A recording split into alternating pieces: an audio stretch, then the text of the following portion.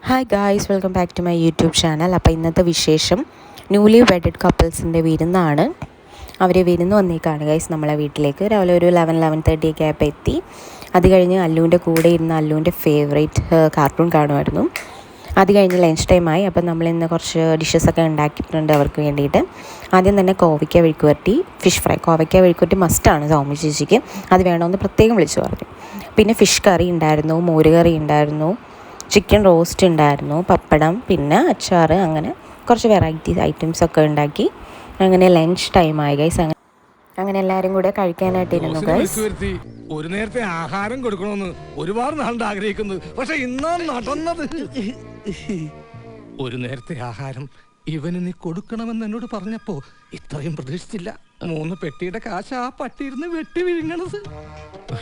ഇതിന്റെ കാശ് ഞാൻ തരാം. തന്നില്ലെങ്കിൽ ഞാൻ കുത്തിപ്പിടിച്ച് വാങ്ങിക്കും.